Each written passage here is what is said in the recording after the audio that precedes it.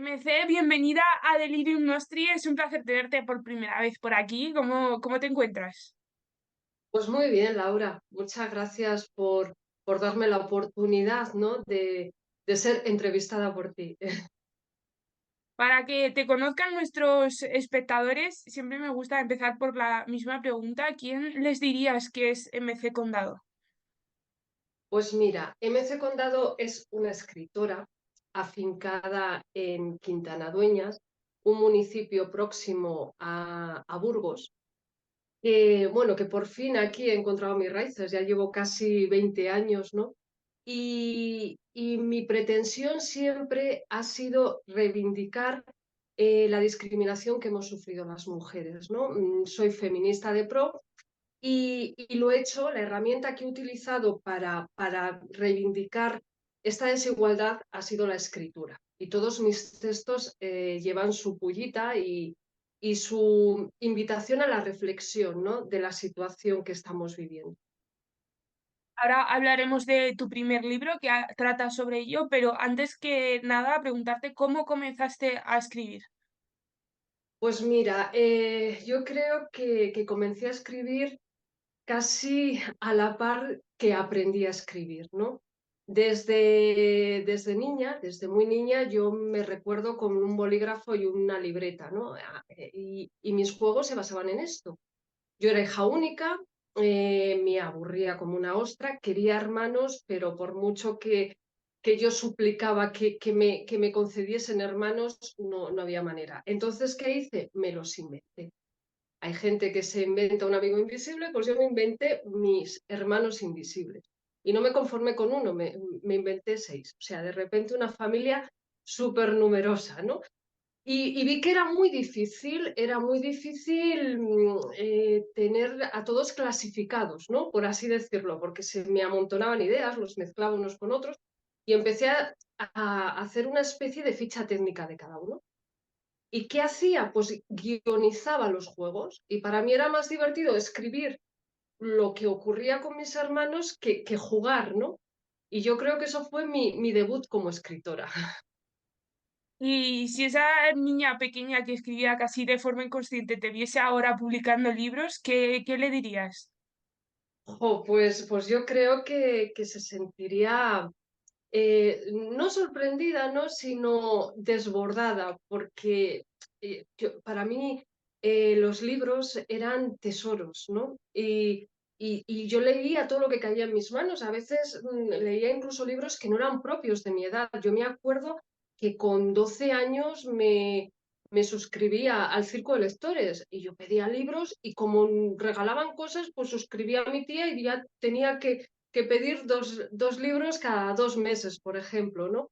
Y entonces para mí eran tesoros, tesoros que guardaba, que cuidaba, que volvía a leer, que hacía anotaciones y claro, pensar que algo que yo he escrito tomase la forma física, ¿no? De un libro, algo tangible, pues bueno, un sueño, ¿no? Un sueño que no me planteaba, porque yo estudié empresariales, o sea, yo iba por ciencias, todo lo contrario. Se me daban también muy bien las matemáticas, pero vamos, jamás lo hubiese esperado, ¿no? Ha sido un regalo del destino y de la vida. Y a la hora de plantearte escribir libros, ¿cuáles han sido los referentes literarios que han influido sobre tu obra? Pues mira, te puedo decir mi referente por excelencia, ¿no? Porque para mí el hecho de que esta mujer, la manera de esta mujer que tenía de expresar, y digo tenía en pasado, pues que desgraciadamente nos ha abandonado, ¿no? Sensaciones tan intensas, de una manera sencilla, de una manera directa y sin artificios innecesarios, para mí ha sido Almudena Grandes. O sea, era el pan nuestro de cada día, ¿no? Leerme alguna página de algún libro suyo que había ya releído muchas veces, ¿no? Pero me encantaba. Y luego, bueno, escritores, pues los típicos poetas hispanos, he tenido Neruda para mí, ha sido también, ya dentro de la poesía te estoy hablando, ¿no? Porque quieras o no, cuando expresamos sensaciones es muy importante percibirlas, ¿no? Y muy importante que te las transmitan. Y la poesía, pues, es una manera, ¿no? Especial de ir captando esas emociones. Pero yo destacaría Almudena, desde luego que sí. Y una vez habiendo hecho las presentaciones, hoy vienes a presentarnos y hablar sobre tu primer libro, que se titula Nunca más, que es un conjunto de relatos. ¿Cómo es el proceso desde que lo tienes escrito este libro hasta que lo publicas? Bueno, es curioso, ¿no? Yo no tenía pensado escribir un libro. Yo escribía en blogs, escribía en revistas digitales, pues ya lo que te he comentado, ¿no? Hasta ahora, un poco pues metiendo caña a la situación que vivíamos, ¿no? Las mujeres sobre todo. Y en plena pandemia se puso en contacto conmigo un periodista, Antonio Rubio Campaña, un periodista de investigación, además muy conocido en España, y me planteó la posibilidad de escribir un libro sobre lo que yo estaba haciendo en redes y en los blogs. Yo al principio no me lo tomaba muy en serio, ¿no? Porque no me lo había planteado. Y pensé en recopilar distintas publicaciones que había hecho para crear el libro. Pero luego dije que mejor empezar desde cero, hacerlo con unas pautas que yo me había establecido en la mente y recorrer la vida de diversas mujeres, todas entre ellas relacionadas, desde un principio a un fin, ¿no? Y ver cómo era la evolución y cómo se enfrentaban ellas ante la vida y sobre todo ante el sexo. Me interesaba demostrar y visibilizar que las mujeres pagaban un peaje, ¿no? Si se querían mostrar sexualmente libres. Y bueno, y así fue, así empezó. Generamos una campaña de crowdfunding, una campaña que nada, si era de 31 días, a los 10 días ya la había completado, superé con creces el objetivo y ya empezó a tomar forma el libro, ¿no? Y nunca más, pues salió publicado en octubre del 2021. Lo que pasa es que está teniendo un recorrido sorprendente y ahora que lo he reeditado, que he cambiado tanto la edición como la portada, que lo he hecho más mío, ¿no? Más como a mí me apetecía que fuese, pues ha resucitado, ¿no? Y ha resurgido y ahora es cuando me estoy moviendo por diversas ciudades de España presentándolo y cuando parece que ha despertado más interés. Y justo debajo del título, en la portada, se puede leer relatos para que la paloma vuele tan alto como el gavilán. ¿Qué significa este enunciado? Bueno, tú eres muy joven, ¿no? Pero, pero en mis épocas mozas, cuando tendría 12 años o así, no recuerdo exactamente, mi prima ponía en bucle una canción de Pablo Abraire, creo que era, Gavilán y Paloma. Yo no la entendía, vamos, a mí cada vez que la escuchaba, bueno, claro, se me ponía a la cabeza que... Pero un buen día me reparé en la letra y claro, vi que equiparaban el gavilán el hombre, la paloma la mujer, y se daba cuenta, o sea, y te dabas cuenta que la paloma al final era la que cazaba al gavilán, por así decirlo, ¿no? Que el gavilán iba de machito, de macho alfa, pero era la paloma la que decidía y la que se convertía en la dueña de la situación. Entonces, haciendo una comparación, una semejanza entre gavilán, paloma, hombre y mujer, estos relatos significan que tenemos que volar a la par, perdona.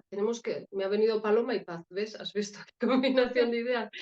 O sea, que debemos volar a la par, no, ni uno más alto que otro, no. O sea, la igualdad y el feminismo no quiere poner a nadie por encima de nadie, simplemente quiere que tengamos el mismo derecho a ser diferentes, ¿no?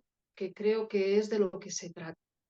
Y que parece tan sencillo, pero que no sé por qué se hace tan complicado, ¿no? Demasiados prejuicios y demasiado patriarcado hay en el fondo, ¿no? Sobrevolando, ya que estamos hablando de pájaros. Totalmente de acuerdo. Y continuando con la trama de este libro, hablas de placer, pero también de sus consecuencias. ¿Cómo ha sido el proceso de construcción de estos personajes? Bueno, pues los personajes me han ido llevando. Yo en un principio tenía claro que iba a contar la historia de una mujer en tres etapas distintas de su vida. En un despertar al sexo, cuando empieza la universidad, una etapa, bueno, con unas consecuencias traumáticas, ¿no? Luego una etapa en la que se enfrenta a esas secuelas y por último el empoderamiento, el hecho de la superación, el hacerse grande, el creerse libre y saberse libre, ¿no? Y tenía claro eso. Lo que pasa que según iba avanzando, terminó el primer relato, el relato de su despertar al sexo, y, y personajes secundarios que habían aparecido en el primer relato, pues me llamaron la atención. O sea, yo los tenía ahí en mente y, por ejemplo, aparece Berta, que es la madre de la primera protagonista, que por cierto no tiene nombre, son relatos que están escritos en primera persona y no se menciona en ningún momento el nombre de la protagonista, por eso mucha gente se ha pensado que son autobiográficos, no lo son, no quisiera, vamos, y no por el final, sino por el principio. Bueno, apareció Berta y me apetecía, pues eso, crear unas circunstancias y el por qué Berta era como era, ¿no? La madre de esta protagonista. Y así, sucesivamente, fui metiendo personajes que aparecían como secundarios y protagonizaban el siguiente.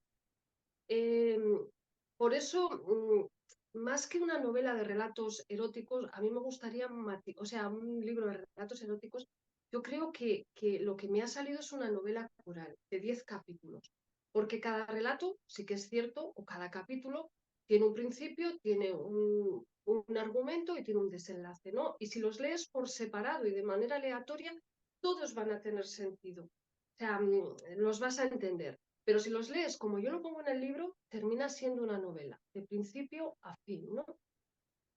Entonces, por eso ese matiz, ¿no? Que mi intención era hacer un libro de relatos, pero los interrelacioné de tal manera que ha terminado siendo una novela de 10 capítulos. Y con respecto a relatos eróticos, si me permites, la palabra eróticos, ¿no? Claro, en un principio los lectores ven la palabra erótico etiquetando un libro y se piensan que aquí el sexo va a ser la leche, ¿no? O sea, la hostia. Todo placer y no. O sea, no tiene nada que ver. No es un libro eh, destinado a estimular o a excitar.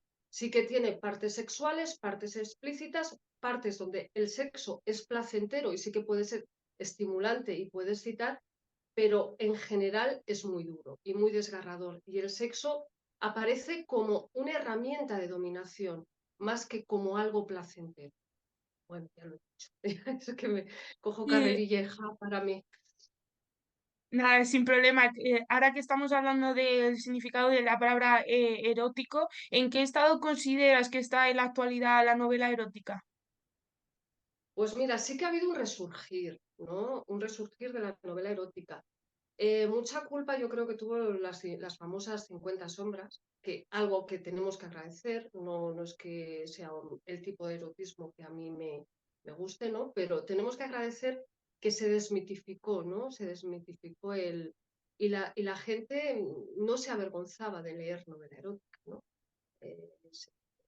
Se popularizó, por así decirlo. Y bueno, hay distintos tipos de novela erótica, desde la novela erótica que va asociada al romanticismo, ¿no? Como yo que sé, puede ser Megan Maswell, que lleva, es un poco, van un poco a la par y van de la mano, ¿no? Es un romanticismo con una chispa picante, a veces más chispa, a veces menos. A, a erotismo o novelas eróticas, pues como Noemi Casquet, que ya son más cañeras, ¿no? Que el sexo está, y puede haber amor o no, pero es algo totalmente imprescindible el amor, ¿no?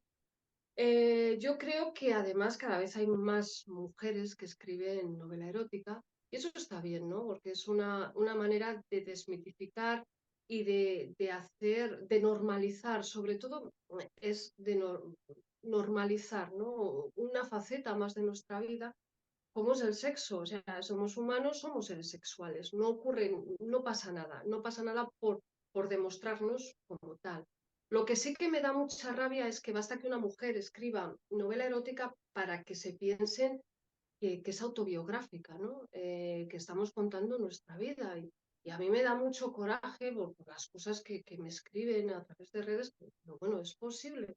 O sea, si yo escribo un libro sobre novela negra o de novela negra y narro asesinatos, o sea, no tengo que asesinar previamente para narrarlos. Ni siquiera tengo por qué fantasear con cargarme al vecino de enfrente, pobrecito, que si me, ¿me entiendes lo que te quiero decir, verdad? Que no entiendo por qué ese paralelismo entre novela erótica escrita por mujeres y autobiografía, ¿no? ¿Por qué crees que se da este hecho? Pues yo creo que no están acostumbrados tampoco, ¿sabes? A que hablemos explícitamente del sexo. Entonces, normalmente quien piensa esto son los hombres, ¿no? O sea, no quiero generalizar, pero es lo que yo me encuentro y a lo que a mí se refieren, ¿no? Yo veo que a mí me da la sensación de que se creen que yo vendo los libros en la cafetería. Casualmente todos tienen que venir a Burgos, tienen que pasar por Burgos y quedar a tomar un café eh, para comprarme el libro. Digo, bueno, no están las librerías, no lo puedes comprar online, ¿no? ¿Por qué? Porque ellos, mira, leen un libro erótico escrito por mí, abren mis redes y dicen, va, mira, esta tía, una cincuentona aquí que está escribiendo guarradas, ¿no? La tía quiere guerra. O sea, aquí está todo hecho. Es esa mentalidad, esa asociación de ideas tan, es que no sé ni cómo calificarla ya, ¿no? Es algo que tendría que haber quedado en el pasado porque las mujeres somos las que decidimos. O sea, que no tenemos por qué escribir un libro si queremos tener un rollo con alguien, ¿me entiendes lo que te quiero decir? Pero esto no les entra en la cabeza, ¿no? Y luego tengo el problema claro, cuando pones las cosas en su sitio y no le sigues el juego, pues pasan de idolatrarte a insultarte, ¿sabes? O sea, es el comportamiento y personas que en sí, ya no te voy a hablar, que están preparados, o sea, que tienen, aparentemente, ¿no? Son personas que tienen sus estudios, que son personas de mundo, que no te estoy hablando de gente que vive en otro tiempo, ¿no?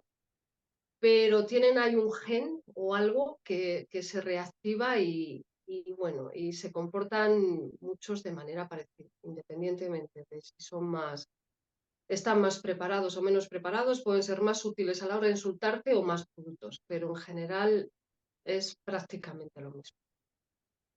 Queda mucho por cambiar y por educar como sociedad, desde luego.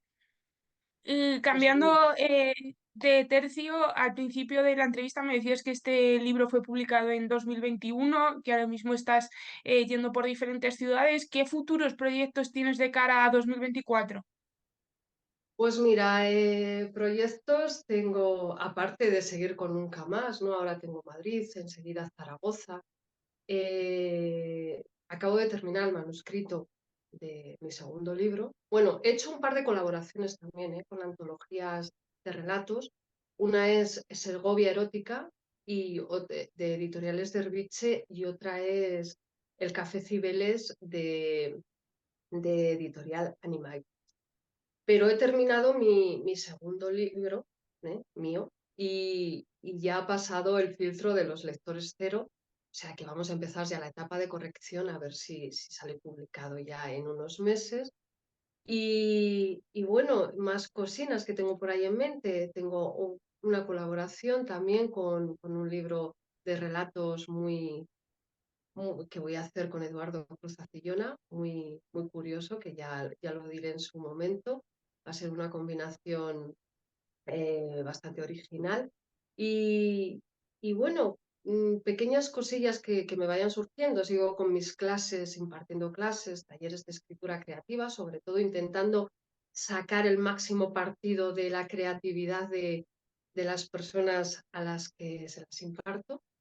y escribiendo para otros. Ya sabes que hay que ganarse la vida de alguna manera y esa es una de mis maneras, ¿no? De mis múltiples maneras. Pero vamos, bien, contenta porque estoy consiguiendo hacer lo que me gusta y decirle a todo el mundo que no se rinda, ¿no? Que a veces la vida te hace un guiño. ¿Y quién me iba a decir a mí que con 50 años iba a publicar un libro, ¿no? Después de llevar toda la vida escribiendo. Entonces, los sueños no hay que dejar de soñar porque tarde o temprano se pueden acabar. Pues no se me ocurre mejor forma de terminar la entrevista. Te esperamos por aquí para que nos vengas a hablar de este segundo libro cuando esté publicado Por favor. y nada, es un placer tenerte en Delirium Nostri. Pues muchas gracias, muchas gracias. Os seguiré en adelante, vamos, de manera fiel. Muchísimas gracias.